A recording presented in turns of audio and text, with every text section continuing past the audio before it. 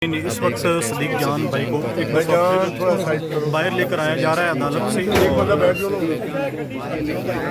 अदालत ने एक रोज़ा जिस्मानी रिमांड दे दिया है। एक रोज़ा जिस्मानी रिमांड पर CTD के हवाले कर दिया गया है। इस वक्त अदालत से बाहर लेकर आया जा रहा है। अदालत के बाहर की ये मनाज़िर देख रहे हैं और यहाँ पर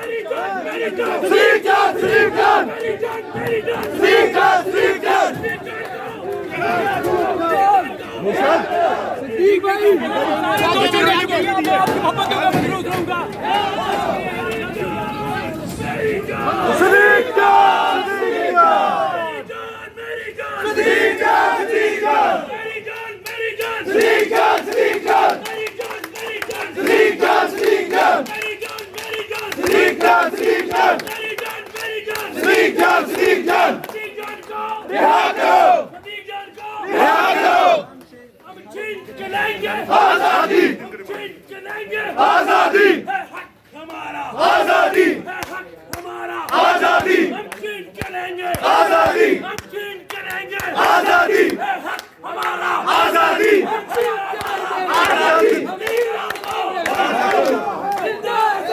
जिंदा है जिंदा है जिंदा है जिंदा है जिंदा है जिंदा है